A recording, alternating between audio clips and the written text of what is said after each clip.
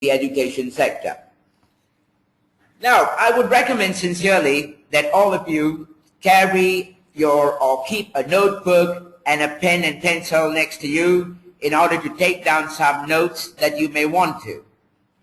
So what is it that you are going to gain after this program? After completing this program, you will be able to do preparatory work, identify and write resumes in various formats, and apply the three-step process to create a winning resume. Now, just before we go into this webinar, I would like to ask you a few questions. Please keep your notepad and pen handy. All you need to do is answer true or false. So are you ready? So here is the first question. A resume can also be called a curriculum vitae. True or false? Please make a note of your answers. When writing a resume, the bigger the better. True or false?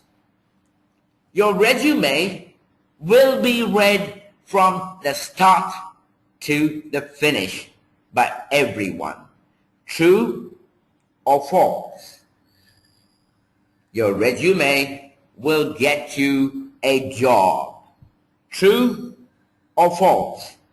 I sincerely hope you have made a note of your answers. Now, if any one of your answer is true to any of these questions, then it is incorrect, because the answers to all these questions are false. Yes, they are false. If you consider your CV and resume, there is really a big difference between a curriculum vitae and a resume. What is the difference? The curriculum vitae is actually a more detailed description of your achievements, of your skill sets, your experience, your additional qualifications, and all extra additions that you may want the person to be aware of. Whereas a resume is more or less a summary, not more than 1 or 2 pages long. And that is basically the difference between a resume and a curriculum vitae. Now, I'm sure that you know the answers to the second and third questions as well. Now, let me tell you about the third and fourth question.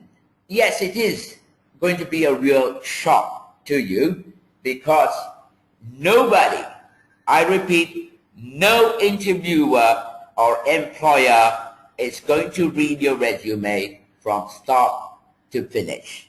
That is right. And also, don't be assured that your resume will get you a job. No. Now, according to research, a normal consultant who receives about 30 resumes will only go through about 10 resumes. That is right, just 10. Meaning there is a 66% chance that your resume may get rejected. Now, consider the option if you approach an SME or mid-sized company. The chances are that out of every 50 resumes, only 10 will be filtered or looked through. Which means, again, there is an 80% chance of your resume to get rejected. Now, far worse is a large corporation. Out of 100 resumes, they will only look at around 10 resumes, which means there is a 90% chance that your resume may get rejected. Now, what are the real reasons? We have identified, after several research activities, 3 primary and critical reasons. Kindly pay attention. The first reason is that your resume does not meet the criteria that the employer is looking for. You know what? Studies show that your resume must match with the employer's criteria at least by 70%. That is correct, at least by 70%. The second reason being lack of clarity. And this is one of the major reasons why your resume may not get selected. So, let's look at the third reason then. The third reason, again, being one of the most important reasons, is the lack of formatting. Your typo errors, your grammatical errors, your font size, your coloring of your resume, and things like that can really be displeasant to the eye. So then, what can you do to stand out in this competition? Now, let me just take you to a startling example, a fact rather. There is a lot in common between advertising and resume writing. Did you really know? Yes, there is. Now, let's look at what the meaning of advertising is. According to Wikipedia, advertising is a form of marketing communication used to encourage, persuade an audience to take some action. Kindly note those words that are highlighted in green in front of you. Persuade an audience to take some action.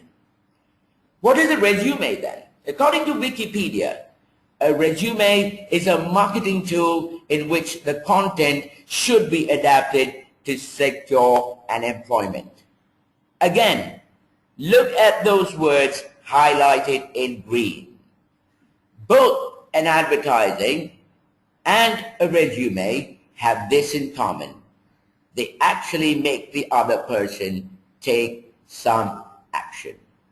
Now, how can you make that person take some action? Meet Priya. She's also known as Miss Talented. She has completed her engineering and has a flair for writing. Now, her friends have told her she's a good listener. Her professors have told her that she asks the right questions. However, Priya does not want to build circuits or do programming, which means there's a decline in job listings for her. So then what can Priya do?